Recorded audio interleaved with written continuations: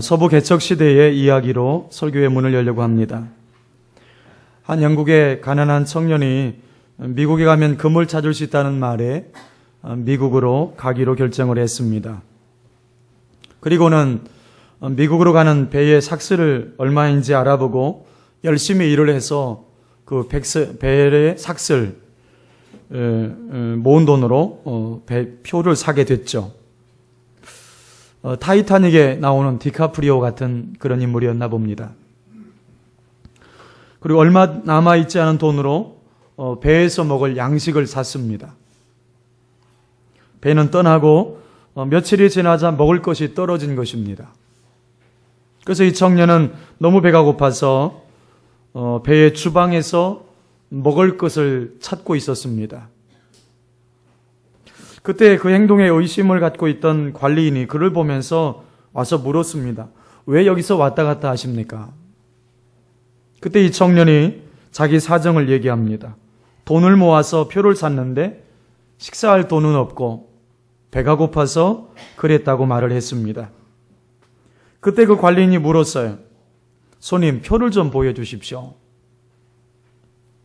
그러자 그 표를 보면서 관리인이 이렇게 말을 합니다. 손님, 이 표는 우리 배 안에서 제공하는 모든 음식을 먹을 수 있는 금액이 다 지불된 표입니다. 이 청년은 이 사실을 모른 채 그냥 쫄쫄 굶고 있었던 겁니다. 저는 이 에피소드를 보면서 사실 이 청년만 그러겠는가?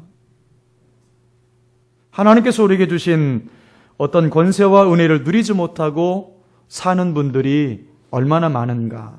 이것이 혹시 내 스토리, 혹시 우리의 스토리는 아닌가라는 생각을 했습니다. 우리는 하나님을 믿으면서 하나님의 자녀라고 하면서 하나님을 믿는 하나님의 백성이라고 하면서 과연 우리는 하나님의 권세를, 하나님의 자녀된 권세를 얼마나 누리며 살고 있을까요? 정말 내가 예수를 제대로 믿고 있는 것일까요? 예수님이 날 축복하시고 예수님이 내 삶을 항상 선한 길로 인도하신다는 사실을 정말 믿으며 살고 있을까요? 아니면 환경의 힘이나 사람의 힘이나 돈의 힘을 더 믿는 것은 아닐까요? 우리는 믿기 때문에 두려움이 와도 이깁니다. 세월이 약이라서가 아니에요. 하나님이 나와 함께 하심을 믿고 어떤 상황에서도 날 사랑하심이 믿어지기 때문에 그런 겁니다. 그렇기 때문에 어떤 상황에서도 믿는 자는 찬양할 수 있어요. 처음에는 찬양이 안 될지 모르지만 점점 내 속에 믿음이 더해지면 더해질수록 슬픔을 찬송으로 바꿀 수 있는 능력이 있습니다. 이것이 믿는 자의 능력이에요. 오늘 본문 말씀 1절과 2절 말씀 같이 읽어봅니다. 1절, 2절 시작. 그러므로 모든 악독과 모든 기만과 외식과 시기와 모든 비방하는 말을 버리고 가난 아이들 같이 순전하고 신령한 젖을 사모하라. 이는 그로 말미암아 너희로 구원에 이르도록 자라게 하려 함이라. 아멘. 진화론적인 신념을 가진 사람은 환경이 사람을 만든다고 생각할 거예요. 환경이 사람을 만든다. 어느 정도는 수긍할 수 있는 부분이 있기는 합니다. 연약한 우리에게 있어서 환경이라고 하는 것은 상대하기 그리 쉬운 것은 아니에요. 그렇지만 하나님은 환경을 이길 수 있는 힘을 우리에게 주셨어요. 환경을 이길 수 있는 지혜도 우리에게 주신 것입니다. 하나님께서 자기 형상대로 사람을 만드시고 그 사람에게 어떤 축복해 주셨는지 기억하십니까? 하나님이 그들에게 복을 주시며 하나님이 그들에게 이르시되 생육하고 번성하여 땅에 충만하라. 땅을 정복하라. 바다의 물고기와 하늘의 새와 땅에 움직이는 모든 생물을 다스리라 하시니라. 정복하고 다스릴 수 있는 존재로 우리에게 환경을 주셨다는 얘기예요. 근데 문제는 사람들의 죄와 욕심으로 인해서 다스리는 것이 아니라 이제는 지배를 받게 됐다는 겁니다. 돈을 사람이 만들었지만 돈은 이제 사람을 지배하는 것처럼 말이죠. 게임을 사람이 만들었지만 그 게임에 지배당하며 사는 사람들이 있는 것처럼 말이죠.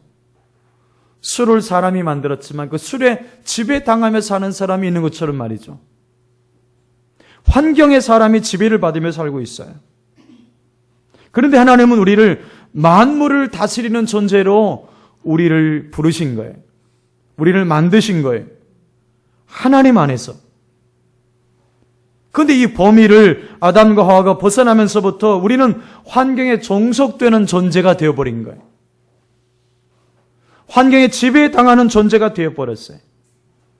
그래서 우리는 하나님의 형상을 회복해서 하나님 안에 있지 않으면 계속해서 환경에 종속되게 되어 있습니다. 그런데 우리가 하나님 안에서 하나님의 형상을 회복하게 되면 환경을 다스리는 능력을 회복할 줄로 믿습니다.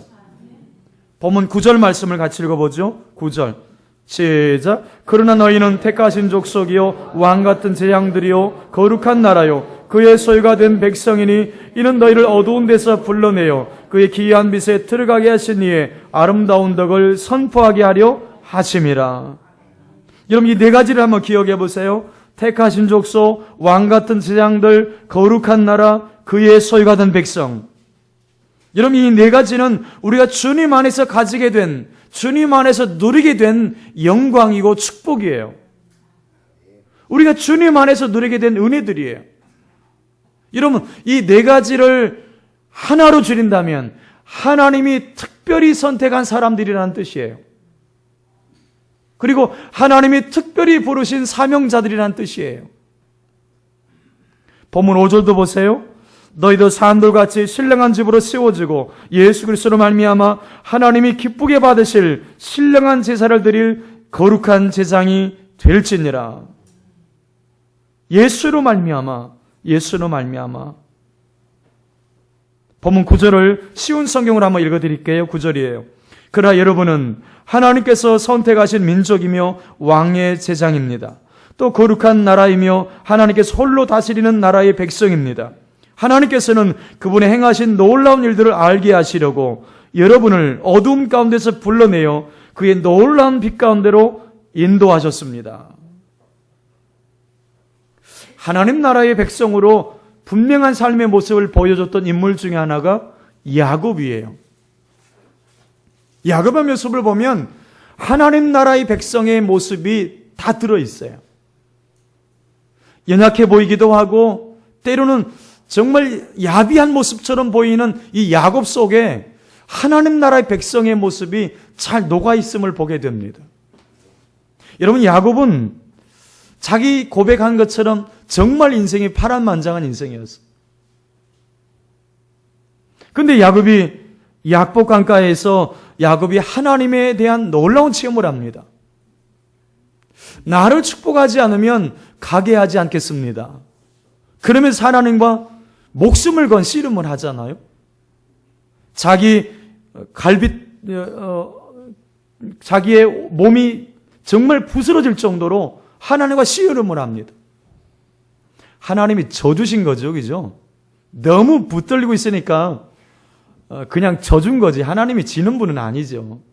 근데 너무 그렇게 붙들고 아주 매달리니까 하나님이 너무 안쓰럽기도 하고 또 너무 간절해 보이는 야곱의 모습 속에 은혜를 주시기 위해서 져주시는 거예요.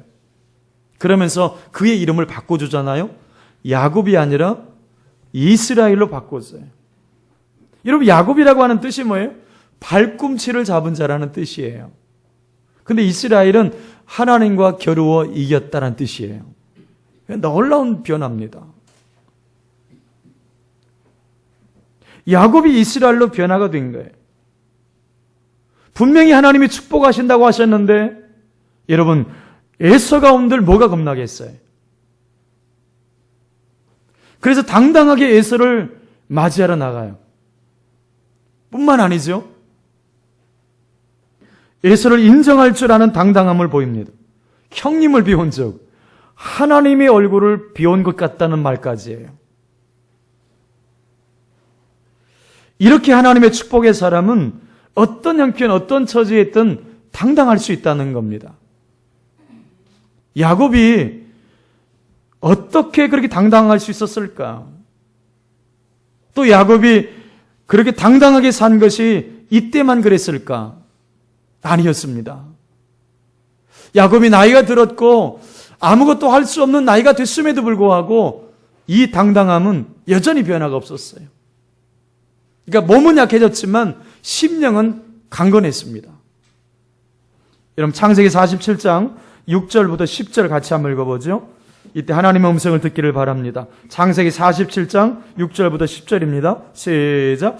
애굽 땅에 네 앞에 있으니 땅의 좋은 곳에 네 아버지와 네 형들이 거주하되 그들이 고센 땅에 거주하고 그들 중에 능력 있는 자가 있거든 그들로 내 가축을 관리하게 하라.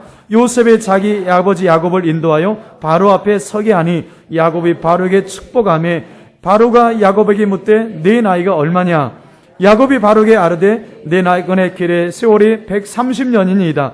내 나이가 얼마 못 되니 우리 조상의 나그네 길의 연조가 미치지 못하나 험악한 세월을 보내었나이다 하고 야곱이 바로에게 축복하고 그 앞에서 나오니라. 여러분 무슨 배짱인 겁니까? 당시 절대 권력이었던 바로를 축복할 수 있는 힘이 어디서 나온 겁니까?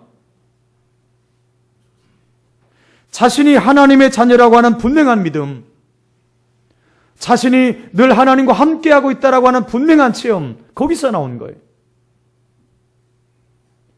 복의 근원이 하나님이시기 때문에 복은 하나님이 주신다라고 하는 그 확신 때문에 바로를 당당하게 축복한 거예요. 다니엘서 2장 21절을 쉬운 성경으로 보면 이렇게 되어 있어요. 때와 계절을 바꾸게 하시고 왕들을 피하기도 하시고 세우기도 하신다. 지혜자들에게 지혜를 주시고 총명한 자들에게는 지식을 주신다. 마치 이런 식이에요. 야곱이 바로 앞에 섰을 때 이 생각했는지도 몰라요. 분명 당신은 세상의 권력을 가진 자다. 하지만 우리 하나님은 당신 같은 사람을 폐하기도 하시고 세우기도 하신다. 그러니 내가 뭘 두려워하고 뭘 부러워하겠는가? 이게 야곱이 가지고 있었던 마음이었는지도 몰라요. 이 믿음, 이 확신이 있었어요. 그래서 누구 앞에서도 당당할 수 있었던 거예요. 야곱이 바로를 축복한 것이 얼마나 아름다운 이야기입니까? 사실 야곱은 기근을 피해서 피난 온 사람이거든요. 야곱은 바로에게 왔고 바로를 의지해서 양식을 얻어 생활해야 했기 때문에 얼마나 바로에게 잘 보여야 되는지 몰라요. 어찌 보면 세상적으로 보면 굽실굽실 했어야 될 거예요. 근데 야곱은 들어가자마자 바로를 위해서 축복합니다.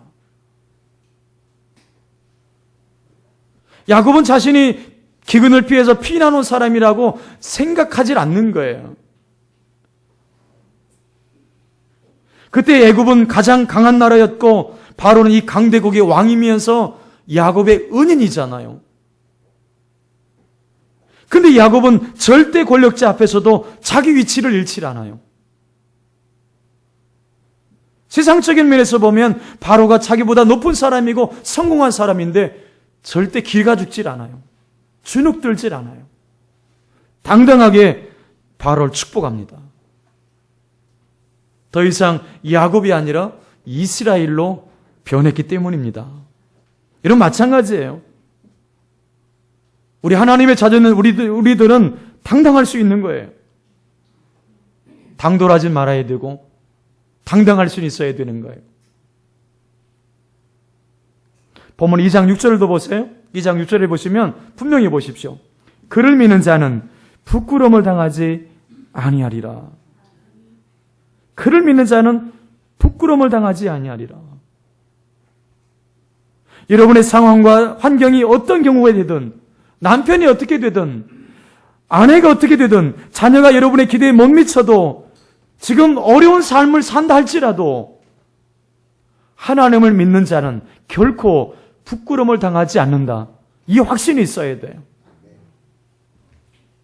바울이 이런 고백하잖아요. 빌립보서 4장 12절 말씀 보면 나는 비천에 처할 줄도 알고 풍부에 처할 줄도 알아. 모든 일 곧 배부름과 배고픔과 풍부와 궁핍에 또 처할 줄 아는 일체의 비결을 배우노라.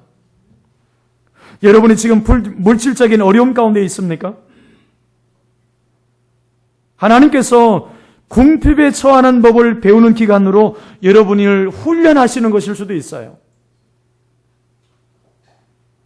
내가 풍부할 때 전혀 알지 못했던 것을 하나님이 실제적으로 배우게 하는 기간일 수 있다는 거죠. 여러분, 지식과 경험은 달라요. 우리 음식이라고 하는 것도 생각해 보세요. 음식이 우리 TV에서 어떤 사람이 요즘 먹방이 유행이잖아요. 먹방에서 어떤 사람이 정말 설명을 잘해. 백씨가 나와서 설명을 해요. 누군지 아시는 거예요? 그분이 나와서 열심히 설명을 해.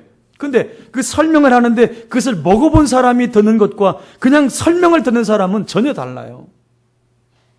그분이 막 설명하는데 침이 나오긴 나오는데 내가 먹어본 음식하고 그냥 설명 듣는 음식하고는 차원이 달라요. 여러분, 죄송하지만 아마 여러분 중에 LA를 가보신 분이 계실지 모르겠어요. LA 한인타운 지금 거리를 한번 상상해 보실 수 있는 분이 있을지 모르겠어요. 여러분, TV에 LA 한인타운이 쫙 나오면 저는 거기 가봤잖아요. 가봤기 때문에 거기 느낌이 있어요. 근데 여러분 안 가보신 분이 계시면 그 그림을 봐서 저기 한인타운이구나 그 생각만 하지 느낌은 없다는 거죠.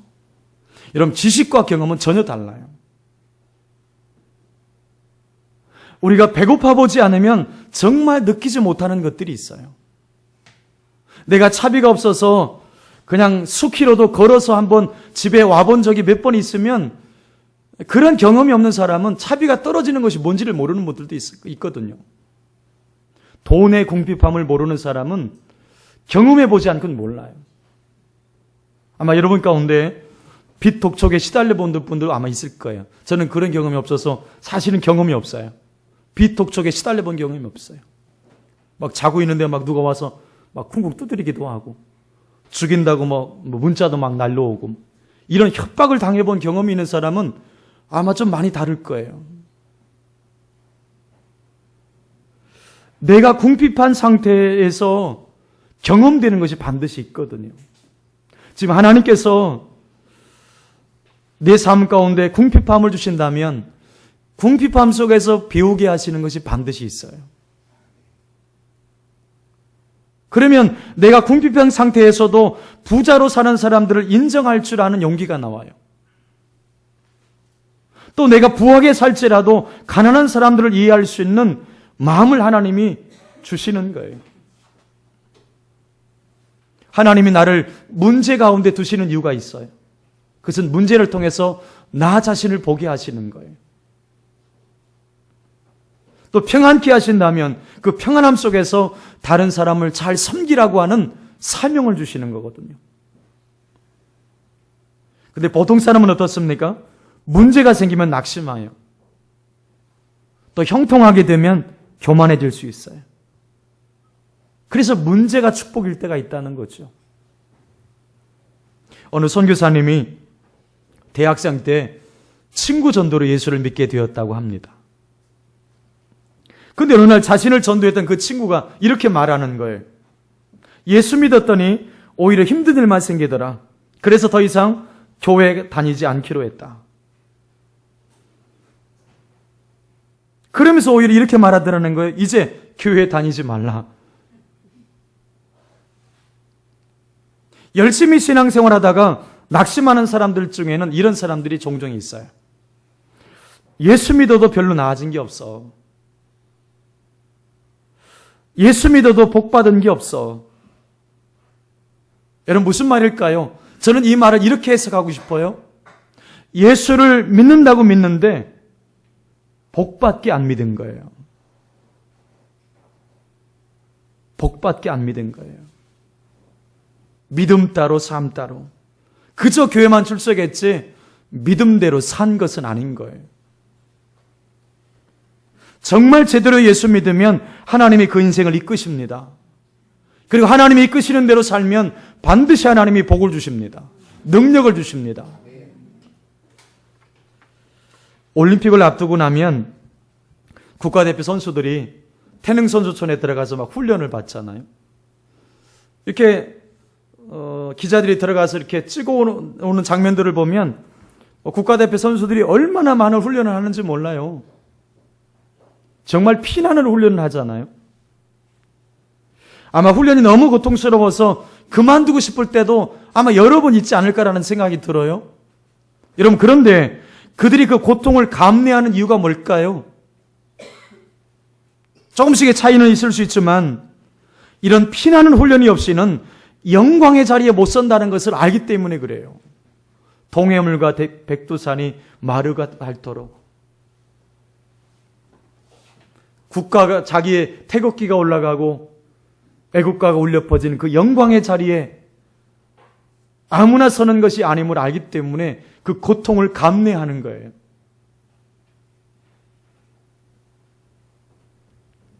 우리 자녀들, 우리 젊은이들이 있습니다. 우리 청년들에게 한번 권면하고 싶은 말들이 있어요. 지금 즐거운 자리, 지금 편안한 그 자리에 머물러 있으면 결코 아름다운 미래가 열리지 않는다는 거죠. 젊을 때 고통을 선택해야 나이 들어서 아름다운 인생을 만들어갈 수 있다는 사실이에요. 이걸 아는 사람은 지금의 행복을 양보할 수 있어요. 이걸 아는 사람은 지금의 기쁨을 여러분 포기할 수 있는 거죠. 마치 국가대표 선수들이 애국가가 울려 퍼지는 그 영광의 자리에 서기 위해서 오늘의 고통을 참아내는 것과 같은 거죠. 우리 자녀들도 우리 젊은이들도 오늘을 그렇게 살아가야 합니다. 그게 지혜로운 인생일 거예요. 요즘 세계적으로 나오는 용어 중에 하나가 욜로족이라고 하는 게 있습니다. 아십니까? 욜로족. 이름도 참 잘 져요. 이게 뭐의 줄임말이던데 다 기억할 수는 없고, 욜로족의 핵심이 뭐냐면 한 번뿐인 인생인데 지금을 즐기자는 거예요. 그게 핵심이에요.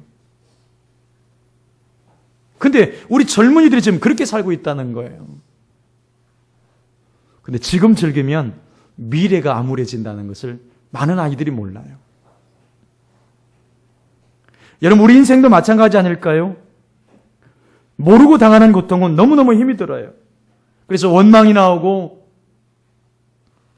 절망하고 포기할 수밖에 없게 만듭니다. 그렇지만 그 고통 속에서도 그 속에 하나님의 섭리가 있다고 믿어지고 그 속에서도 하나님의 은혜를 볼 수 있다면, 그 고난 속에서도 나를 향하신 하나님의 마음이 느껴진다면 이렇게 고백할 수 있지 않을까요? 하나님이 악을 선으로 바꾸셨습니다. 오늘날 요셉의 삶이 됩니다. 쓴물이 단물이 되는 만화의 역사를 하나님이 제 안에서 이루셨습니다. 여러분, 이 고백이 여러분의 고백이 될 수 있기를 축원합니다. 어제 큐티를 하는데 어제 큐티 본문이 제 말씀이 출애굽기 말씀이었습니다. 아말렉과의 전투가 나오는 그런 장면의 말씀을 어제 읽게 됐습니다. 아말렉이 쳐들어왔을 때 모세는 여호수아에게 군사를 모집하게 해서 아말렉과 싸우게 하잖아요. 그리고 자신은 뭐합니까? 하나님의 지팡이를 들고 산꼭대기에 올라가서 하나님 앞에 기도합니다. 기도하고 전쟁하고 전쟁하고 기도했습니다. 산 위에 모세가 손을 들고 있으면 이스라엘이 이기고 손을 내리면 아말렉이 이겼습니다. 아론과 훌은 모세의 손이 내려오지 않도록 양쪽에서 붙들어주고 있었습니다. 그 결과 이스라엘은 대승을 거두었죠. 영적 전쟁에서는 하나님의 역할과 내가 해야 될 역할이 분명하게 있어요. 기도와 행동의 결합은 최고의 승리 공식입니다. 아무리 전쟁의 무기가 뛰어나도 그 무기를 다루는 것은 사람이에요. 그래서 그 사람 속에 용기와 담대함과 비전이 없으면 전쟁을 이길 수가 없다는 겁니다. 여러분, 그렇습니다. 날마다 영적 전쟁 속에 사단은 우리에게 싸움을 걸어와요.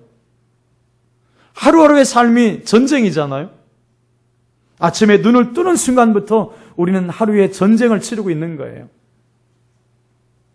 여러분, 그 싸움 속에서 제일 중요한 것은 나는 왕 같은 족속이요, 하나님의 거룩한 제상이다 라는 확신이 있어야 돼요. 하나님이 나를 붙잡고 계시고 하나님이 나와 함께 하시고 하나님의 능력으로 나와 함께 동행해 계신다, 이 확신이 내게 있어야 돼요. 이미 승리하신 예수님의 십자가의 보혈을 우리가 의지하는 거예요. 또 기도해야 말씀대로 살 수 있는 힘이 주어집니다. 내가 하나님의 자녀구나. 하나님의 자녀의 권세를 날마다 붙잡을 수가 있게 되는 거예요. 여러분, 낙타를 한번 묵상해 보세요. 동물 중에 이 낙타라고 하는 이 동물은 무릎의 삶의 흔적이 있어요. 근데 이것이 교훈하는 바가 많이 있어요. 낙타는 무릎을 보면 낙타가 어느 정도 나이가 먹었는지를 안다 그래요. 이 무릎을 워낙 많이 꿇어서 무릎의 삶의 흔적이 남는다고 합니다. 늘 일어섰다 앉았다 하면서 무릎을 꿇고 일어섭니다. 그래서 낙타 무릎은 굳은 살이 박혀 있어요. 그래서 낙타는 너무도 수월하게 무릎을 꿇을 수도 있고 또 일어날 수도 있어요. 자, 묵상해 보세요. 그러면 여러분은 일어서기 위해서 무릎 꿇었던 흔적이 얼마나 있으십니까? 여러분은 일어서기 위해서 무릎 꿇었던 흔적이 얼마나 있으세요? 처음에는 이것이 얼마나 많은 아픔입니까? 내 무릎에 굳은 살이 박히기까지 얼마나 저리고 아파요? 근데 여러분, 조금 지나면 그것이 나의 가장 강인한 부분이 됩니다. 여러분이 믿음으로 일어서면 여러분이 아팠던 부분, 연약했던 부분, 그런 것들은 하나님 안에서 강함이 될 수 있다는 거예요. 내가 믿음으로 일어서기만 하면 상처가 능력이 될 수 있어요. 믿음으로 일어서기만 하면 여러분, 상처가 오히려 사명이 될 수도 있습니다. 4절 말씀 볼까요? 본문 4절. 사람에게는 버림받았으나 하나님께는 택하심을 입은 보배로운 산돌이신 예수께 나아가. 잘 보세요. 4절을 보시면 사람에게는 뭐가 되었어요? 버림바가 되었다. 근데 하나님께는 택하심을 입었다. 놀라운 표현이에요. 여러분, 사람에게 버림받아도 예수께 나아가면 돼요. 그러면 예수님처럼 하나님이 보배로운 산돌처럼 높이십니다. 여러분, 사람에게 버림받았어도 예수께 나가면 하나님께서 예수님처럼 산돌이신 예수님처럼 존귀하게 쓰시는 인생이 됩니다. 요즘 교회마다 상처받은 사람들이 좀 많아져서 이 교회 저 교회 떠도는 사람들이 많이 있다 그래요. 제가 미국에서 공부할 때 미국 LA 지역에서만 한 해 동안 떠도는 성도가 2만 명이나 된다고는 통계를 봤어요. 한 해 떠도는 성도가 2만 명이래요. 얼마나 안타까운 일인지 몰라요. 우리 한국교회도 아마 상당한 숫자들이 한 해 동안 유동하지 않을까라는 생각이 들어요. 그런데 여러분, 분명한 게 있습니다. 아무리 교회라도 천사가 모여 있진 않아요. 아무리 교회라도 사람들이 모인 곳이기 때문에 다른 교회 가도 또 상처가 안 될 수가 없어요. 그 상처가 된 부분은 나의 가장 연약한 부분이 되어버립니다. 그래서 다른 데 가도 역시 또 상처가 될 뿐이에요. 사실 가장 상처를 많이 받는 곳이 어딜까요? 가정일 수 있다는 거예요. 가족이기 때문에 그래도 참는 거지. 그 인간이 남편이 아니었더라면 다시 안 보려고 할 거예요. 저 사람이 아내가 아니었다면 다시 보고 싶지 않은 사람일 수도 있을 거예요. 자식이니까 그래 참는 거지. 저게 자식만 아니었으면 벌써 집에서 내쫓았을 거예요.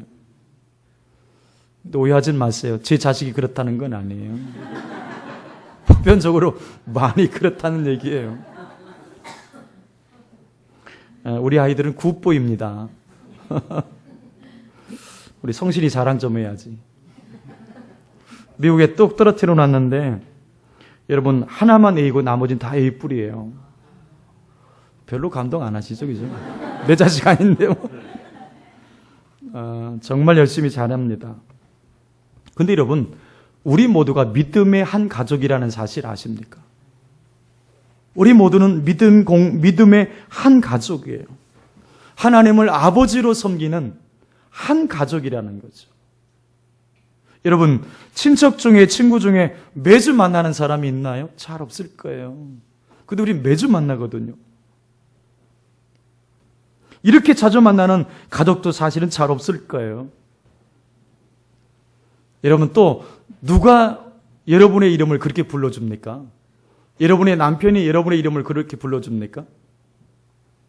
근데 우리들은 서로 기도하면서 서로의 이름을 불러주잖아요. 아마 여러분 남편보다 훨씬 더 많이 불러줄걸요? 여러분의 이름이 나오는지 한번 잘 들어보세요. 정자, 순자, 인자, 영자, 희자, 숙자, 향자, 기자, 미자, 금자, 성자. 11자가 있더라고요. 제가 앞에 이제 우리 딱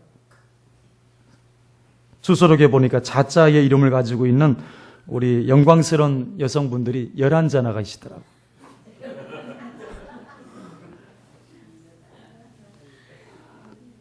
또 여러분의 이름이 안 나왔다고 섭섭해하지 말고 자자만 뽑은 거라니까, 자자만. 또 빠진 분이 있을 수도 있어요. 우리는 기도하면서 서로의 이름을 수없이 불러주잖아요. 여러분, 또 놀라운 게 뭐냐면 우린 천국에 가서 또 봐야 될 사람들이에요. 여러분, 지겨워도 할 수 없어. 계속 봐야 돼. 우리는. 우리 영가족이야. 우리는. 어찌 보면 우리가 혈육보다 훨씬 더 진한 가족일 수 있다는 거죠. 여러분, 그렇다면 상대방의 허물이 있어도 좀 덮어주세요. 가족은 덮어주잖아요. 여러분, 우리는 한 가족이기 때문입니다. 또 상대방이 좀 힘들게 하는 사람이 있어도 악으로 악을 갚지 말고 선으로 악을 이기세요. 분명히 하나님께서 그 사람을 통해서 우리에게 배우시게 하는 게 있어요. 그 사람을 통해서 나를 훈련하시는 부분들이 있어요. 그리고 그것을 참고 인내하면 반드시 하나님이 주시는 은혜가 있어요. 며칠 전에 극동방송을 듣는데 어느 목사님의 간증을 잠시 하셨어요. 그분이 시찰대항 탁구 대회가 있었는데 그분이 교회 대표로 나가셨대요. 하도 성도들을 나가라고 했는데 성도들이 안 나가니까 담임 목사님이 대표로 그냥 나간 거예요. 잘 할 줄도 모르면서 그냥 이름 올리라고 하니까 나오신 거예요. 근데 전혀 못 치는 건 아니죠. 근데 대회를 나간다고 하니까 연습이 너무 안 되는 거예요. 긴장해서. 평소에 한 반도 차지질 않는 거예요. 그래서 그분이 생각한 게 이런 생각을 계속했다는 겁니다. 끝까지 공만 보자. 잘 칠 생각하지 말고 끝까지 공만 보자. 그것을 계속 마음에 되새기면서 하니까 그래도 공이 잘 맞더라는 거예요. 끝까지 공만 보자. 이게 운동의 법칙만은 아닐 것 같아요. 여러분, 신앙의 비결도 여기 있지 않을까요? 끝까지 하나님만 보자. 사랑하는 여러분, 우리가 하나님의 말씀에 집중하면 사람의 말에 집중하지 않게 돼요. 하나님만 집중하면 문제에 집중하지 않게 돼요. 무엇을 바라보느냐, 그리고 무엇을 붙들고 사느냐, 그게 관건이에요. 우리가 끝까지 하나님만 바라보면 하나님이 주시는 평안이 있어요. 하나님이 되게 하시는 은혜를 주세요. 우리가 믿음대로 주신 능력대로 살지 않기 때문에 우리 고통과 문제를 이길 수가 없는 거거든요. 그 문제를 통해서 하나님이 하실 일이 보이지 않고 믿어지지 않으니까 결국은 실패하는 인생이 되는 거거든요. 어느 영국 청년처럼 백삭과 음식가루를 다 내었는데도 그걸 몰라서 쩔쩔매면서 굶고 있는 것처럼 우리에게 하나님 주신 능력과 은혜가 너무 많은데도 불구하고 그것을 누리지 못하고 써보지 못하는 그런 안타까운 인생이 너무 많다는 거죠. 대중가요 중에 난 바보처럼 살았군요 라는 게 있어요. 난 바보처럼 살았군요. 또 집에 가서 들어보지 말고 또. 여러분, 우리가 인생을 쫙 뒤돌아봤을 때 난 인생을 헛살았어. 난 인생을 바보처럼 살았어. 여러분, 그런 고백으로 내 인생을 마치면 어떻게 합니까? 그건 정말 불행한 거잖아요. 저는 그 곡을 이렇게 제목을 리메이크할 수 있다고 생각해요. 나는 성도처럼 살았군요. 여러분, 그 노래를 우리가 부를 수 있어야 되지 않겠습니까? 나는 성도처럼 살았군요. 사랑하는 여러분, 이제는 우리가 날마다 주시는 주님의 인자하심을 맛보며 살기를 바랍니다. 이제는 왕같은 제장으로 하나님 나라의 거룩한 백성으로 당당하게 살아가는 주 영광의 가족이 될 수 있기를 바랍니다. 여러분이 먼저 천국을 맛보셔야 돼요. 그리고 여러분을 통해서 또 다른 사람들이 천국을 맛보며 살게 하는, 그렇게 하나님의 자녀된 권세를 누리는 우리 주 영광의 모든 성도가 될 수 있기를 주님의 이름으로 축복합니다.